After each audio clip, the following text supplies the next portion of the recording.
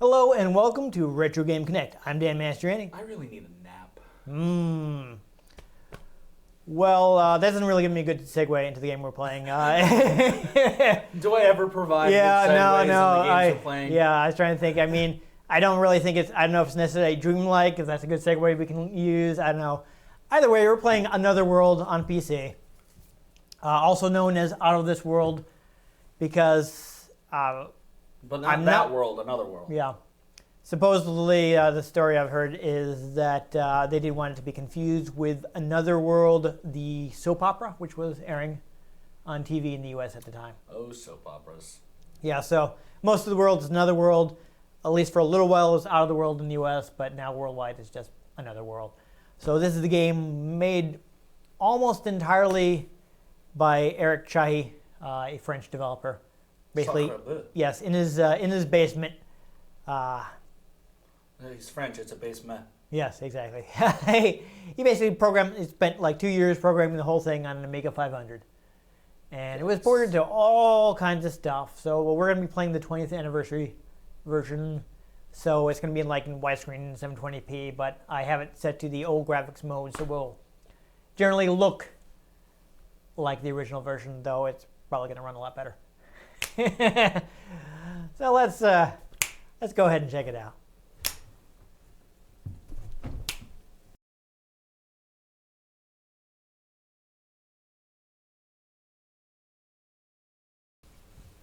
Okay, so yes, right. T-pose. Yeah, right. Well, this game is done completely with polygons. Yeah, for some reason you can't use a controller to navigate the menu. So I tested this a little. So we got some checkpoints. This version actually has more checkpoints than the original. But I would like to watch the intro. So the reason this game is technically impressive is because it's done entirely with polygons. On like a computer that came out in the 80s. Polygons? Yes. Yeah, so there's no music right now, so be careful. No, there is. It's just very quiet. I thought it was fine because I could hear the... You hear it? Yeah, I can hear it now. But the sound effects seemed fine, so I thought we were doing good. Yeah, so this is one thing that Eric Chahi didn't do is the music. Let me get this guy's name here while the intro is going and I don't actually have to press buttons. It's Jean-Francois Freitas, perhaps you would pronounce that. What's that? Jean-Francois Freitas. Yeah, maybe. Freitas. Yeah, so Fritos. There we go. The reason this is done entirely in polygons was because there was an Amiga port of Dragon's Lair, which you may recall it's a Laserdisc game. I did not recall it was a Laserdisc game, but I do recall the game. Yeah, so, it's all this hand-drawn animation. Yeah. And they just crammed it onto a ton of discs for the Amiga. And he was like, this is really super inefficient. I bet if I use vector graphics, I could use way less space. And that kind of evolved to him writing his own polygon engine for the Amiga. And actually at the same time, he was also creating an Atari ST port because that was the Amiga's main rival in Europe. And I guess also in the US, but I don't think either of them did nearly as well, at least as game machines. So right now we're dealing with the particle accelerator? Yes. Trying to find the Higgs boson? Yeah, who knows? Well, that's what he did, and basically it's got an art style. It's kind of inspired by games like Impossible Mission and Karateka. We're probably going to have to play Impossible Mission sometime when we can actually find time to... I've got it's on the C64 Mini. We just have to find some time to actually shoot some episodes on that thing. Karateka, I don't know if there's any way you can play it now. I haven't seen any releases of that. Oh man, lightning strikes on a particle accelerator. You know what that means? Yep. Either teleportation, superpowers, or apocalypse. Means they're going to have to start playing. Yeah. So basically, as soon as I appear, I gotta start moving up. I'm also gonna go ahead and Alien dog. move right here. There's like basically a watcher in the water hanging out here. Oh, fun. Yeah, I don't know if he will attack you while you're standing there, but he will definitely attack you if you don't immediately get out of the water. There's another slug about to fall on Yeah, you. these guys, you can jump over them, but I'm going to be in a hurry later. I like the little slide kick. So I'm going to murder them all to be safe. Murder all slugs. Yes. Ah, darn. He got me. All right. Back to the checkpoint.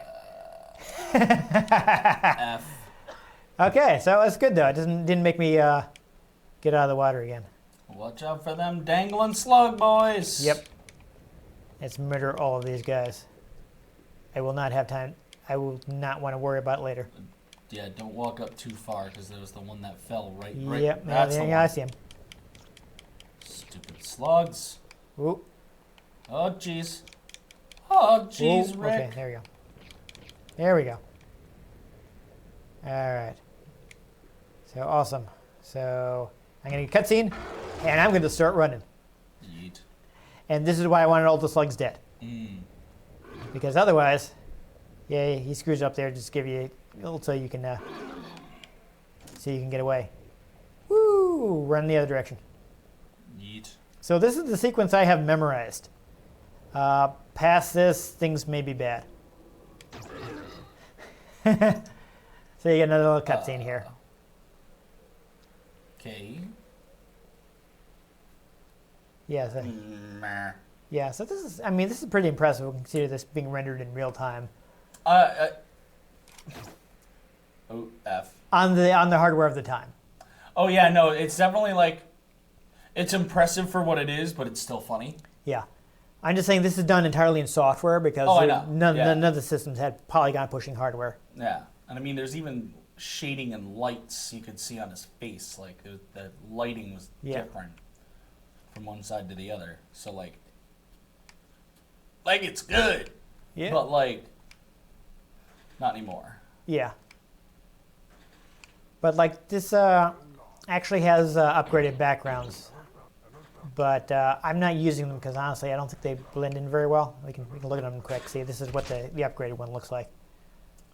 I kind of feel like the old ones are a better fit with the foreground graphics. Did he just speak English? I don't think so. I think he just makes some noises. That was your pal. That was my buddy. Okay. He's your buddy. There's guy. somebody gonna have to shoot coming up. Yep. Okay. I like the little dude in the front there. There's Where he another just kinda guy walks coming. by the camera. Yeah, I don't think I can shoot my buddy. So that's. Can Ooh. you? Oh. Oh, I came from behind. You have been exterminated. Oh, he's making me go all the way back here. All right, we'll see what we can do here. Exterminate. Yeah, unfortunately, this is kind of a trial and error game. Oh, he did say what's going on. How do you like that? Or did he? I don't know. It kind of sounded like he said what's going on. I'm not sure.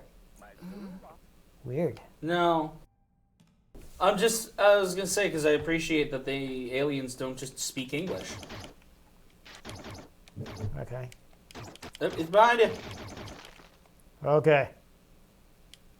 No, another one's gonna spawn behind you. Haha. Solid. He used the shield. And I did not. Really? Can you like save after you crash? It's automatic. It's checkpoints. But this was ported to a lot of systems that you really wouldn't think would be able to handle this sort of thing. For instance, it got ported to both Super Nintendo and Sega Genesis. My Sarumba. Yes, my Sharona. All right, so I don't think I have to shoot anyone until this screen. Oh. Nope. The next one comes. He was there. It's a draw. Yeah. Okay. Maybe if I create a shield behind me. Can you create a shield? I can. I just didn't. How does one create the shield? You have to hold the button to charge your weapon. Tango. Yes. Utini.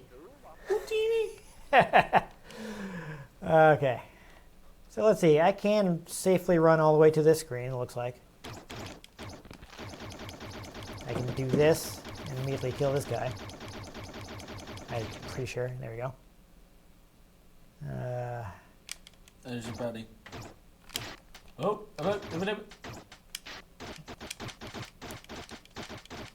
oh boy. create the shield again. I am doing that. Later. Yeet. Okay. I don't know if I'm supposed to go up or down. I went up.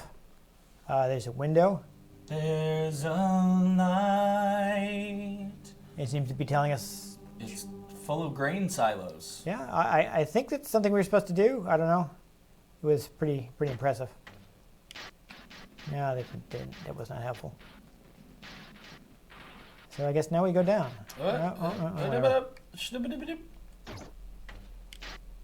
Yeah, you seem to be okay with it. F. Where does this put us?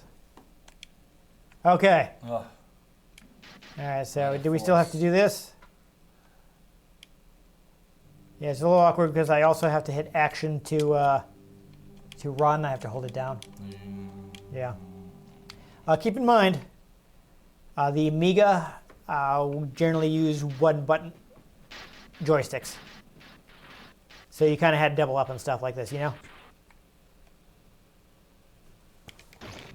All right. Caught him by surprise. Gotta just go Han Solo and shoot first. No. Oh, well, something happened. I got Well, there was another level that it just bypassed, so perhaps Come on, buddy. you can stop at that level. There we go. That one right there. Yep. Okay. There we go. That's what happened. I picked up the overcharge. Wait. He's aware of your presence yes. now. Later. Crit. I was gonna say shield up. Yeah. Oh. Shield up. Oh no, I can't. Oh. You're out of blaster bullet. Oh. Okay. Now, yeah, I saw what we're supposed to do. Oh, F. Okay, so I don't know if this is actually important, but I guess I'm going to do it just to be safe. F. Well, let's since we're seeing this for the third time, I've switched on the enhanced graphics. So that's what the enhanced graphics look like. All right. So I actually know what's going on here. So check this action out. When you go down here, you actually get a power-up for your gun, which lets you do the second level of blaster charge. Yeah, hold on. You also disable the power coupling there. Yeah. Which is probably something important. So now that I have that, or do you? I can do this. And now I'm gonna be like, later. Well, he's trying to get through there. But I don't have any more gun. Oh no. Woo! You don't have any more gun? Nope. Oh. Okay. I think I heard the steam shut off. Yeah, I don't know. I'm gonna try going this way though. Yeah. Oh! F.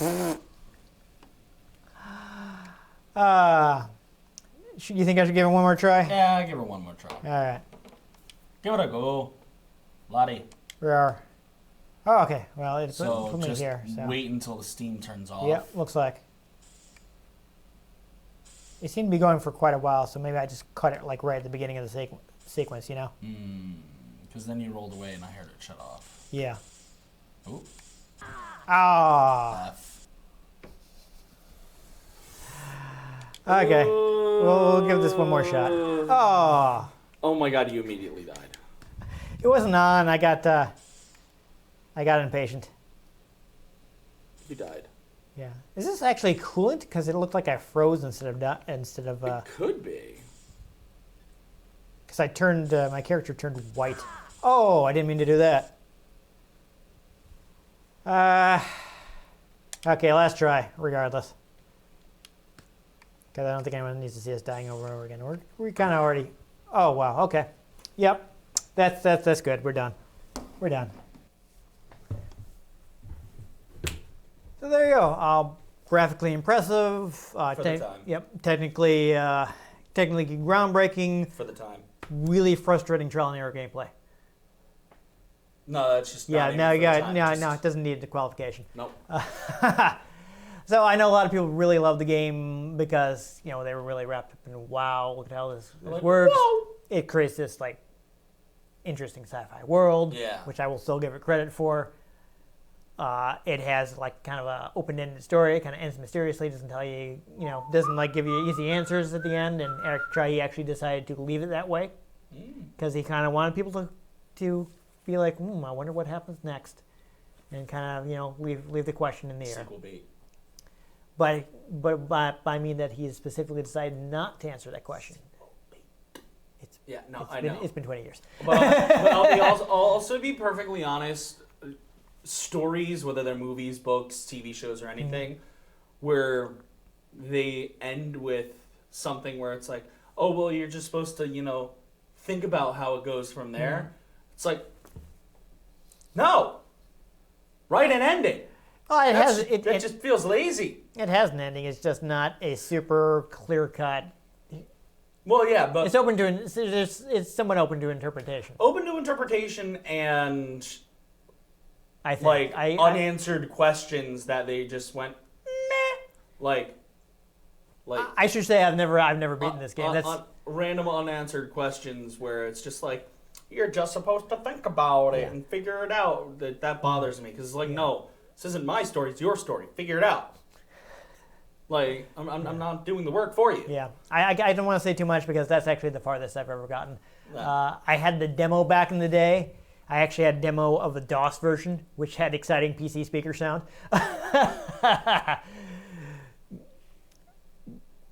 But that actually ended after you get captured. So it didn't even... You didn't even get the blaster? Didn't even get the gun. Which... So that's why I like that beginning sequence. I breezed right through it because I played the demo and I did that sequence over and over again, but I couldn't play any farther than that because I didn't own the game until I got this 20th anniversary collection because, we should probably play this on the show. Yeah. So... Well, I mean, having later save files in a game is okay. Yeah. If there are separate save files. I mean, I do appreciate this 20th anniversary version actually. One, your character controls a little bit more smoothly. Two, you get more checkpoints. Yeah, so where you check. You're not doing the same sequence over and over quite as much because you get to start from closer. Yeah. Bad checkpoint. And I mean, if you like it, you can go with the higher res backgrounds. I feel they look kind of weird next to the same graphics. Yeah.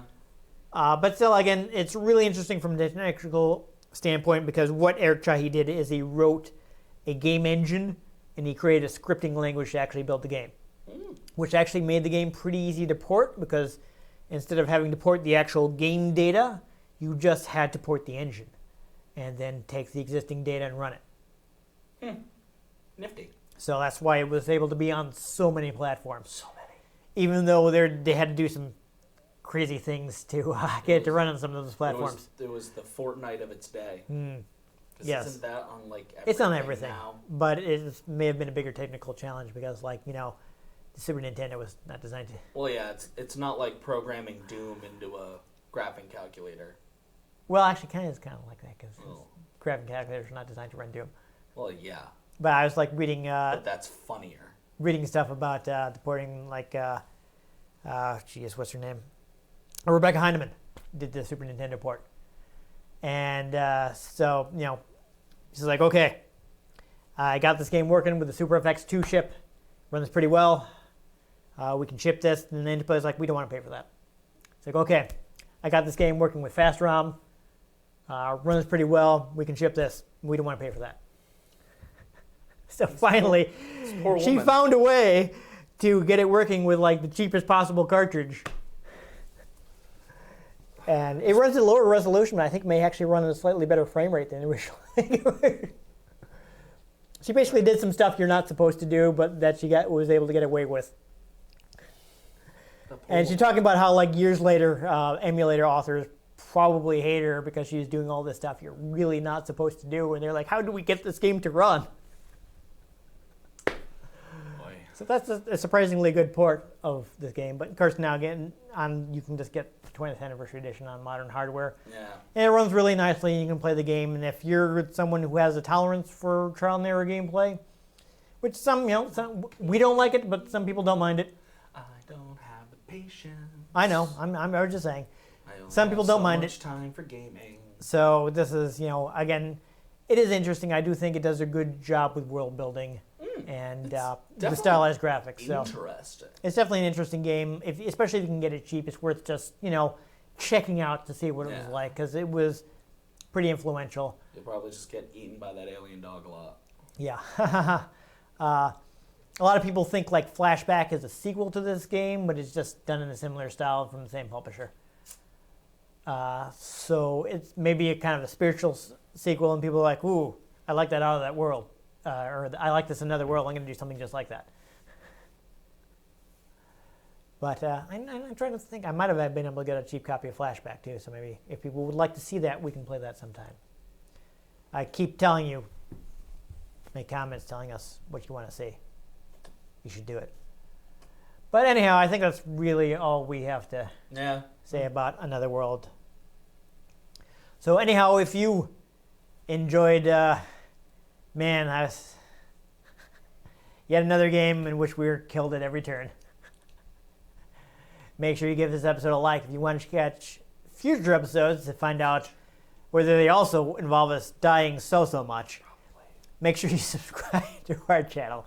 I've been Dan Mastriani. You can catch me on Twitter at NewTypeCola. I'm Ian Butterfield. You can find me on Twitter at IanG Butterfield. You can find the show at RetroGamesCNCT, Facebook.com/RetroGameConnect, and RetroGameConnect.tumblr.com. Let us know what you thought of the games we played. Let us know if there are any games you'd like us to play.